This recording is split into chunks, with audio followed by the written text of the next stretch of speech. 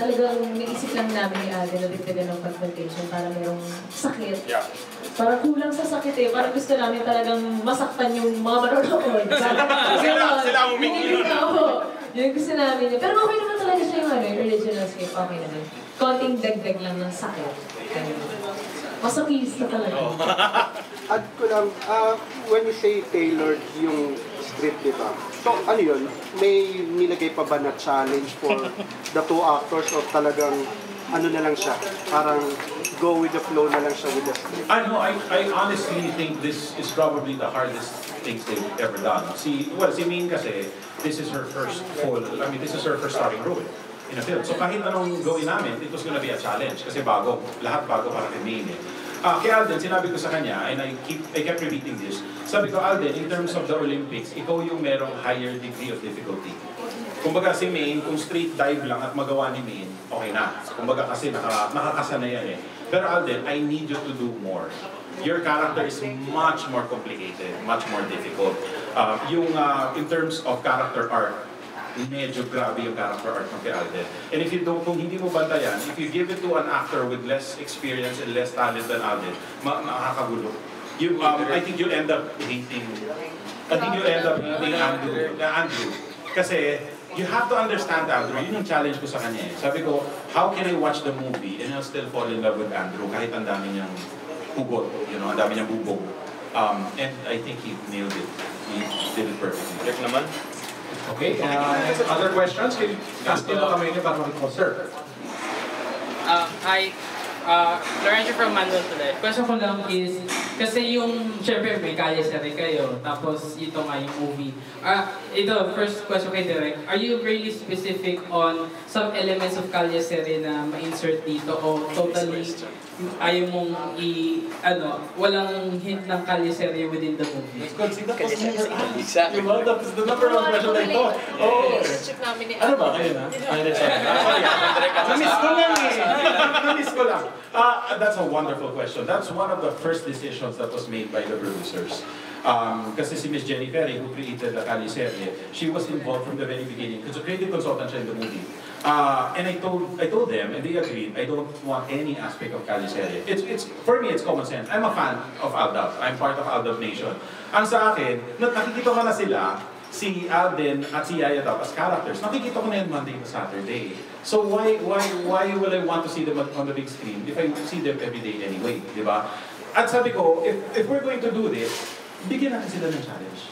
Pahirapan natin sila. Kumbaga, this is leveling up. Sokista. Oo. Kami tatlo na sokista.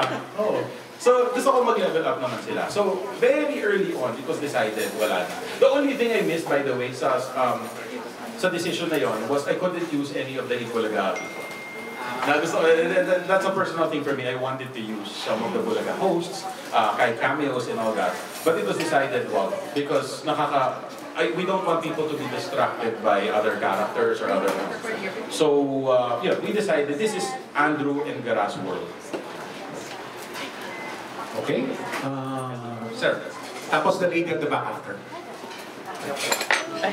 Hello. Ellie Richards. Hello. Direct, you said a while ago that kailangan challenge mo si Alden. Do you think nagawa niya yung expectations mo? Alam mo, that was asked of me. Ang problema mo kasi, the best example, hindi ko makwento because it's a spoiler for the movie. Pero, sige. Ano ba yan? Wala naman nun. Ano ba yan? Hindi, ganito na lang. Kinuwento ko kasi sa kanya, the great Lino Broca before, when he would direct his actors, lalo na si Hilda Coronel, he tells them where to cry. Alam niyo naman tayo, it's part of urban legend already. Sinasabi niya kay Tita Hilda, dapat gusto ko sa kaliwa lang o sa kanan lang, gano'n. That became a running joke for me and Alden because sabi ko, si Alden kasi sobrang galing na umiyak. Sabi ko, pero tears don't impress me, Alden, ha? I need to see it in the eyes. Yes, direct, gumagano'n siya. So ang joke ko sa kanya, pagtapos itong pelikulang to, parang nakatono ka na, hasang-hasa ka na, kahit umiyak ka pataas, kaya mo na. So, there was one scene, so yan ang joke namin. Sabi ko kanya, kasi ikot sa kabila, tapos natatawa naman si Alden. Tapos, there was one scene where it was a dramatic scene. I can't tell you what it is because yun ang spoiler Wait, siya. naman, Hindi, pero sinabi ko, sige, ilalabas ko nga yung alas na. Tingnan natin. Sabi ko, then, ganito. Gagawin mo yung eksena, hindi ka pwedeng umiyak. Malungkot yung eksena, hindi ka pwedeng umiyak. Gusto ko nang ngilid lang yung luha. Okay? Tapos, gusto ko, babagsak rin. Babagsak yung luha. But only in this line. Not before, not after. Of course, I will admit now, Alden Richards, that I was not 100% serious. Para sa akin, kahit anong acting ni Alden, pasok naman eh. Kasi magaling siyang artista. Pero sabi ko, why not? Buong pelikula, we were joking about it. Sabi ko, gusto ko ganito. Tsaka, by the way, so sabi niya, sige direct. Yan, pressure na siya. Tapos, last nga pala, Alden, dapat sa kanan lang kasi nandito camera ko. So, okay, so may timing. Bawal umiyak sa umpisa, tapos may timing kung kailan makasync siya sa isang line, tapos dapat kanan lang. Sige direct. We did it. One take, he did it. Wow. And you will see, when you guys see the scene, you will know. Number one, kaya pala hindi makwento ni Direk kung anong eksena yun. Number two, ang galing ng Alden Richards. Fairness. Wow. Ayoko nang mga ganyan. Sakto yun. Sakto yun din. Makikita nyo, pag binitawan na dun sa line na okay. Okay, one more question.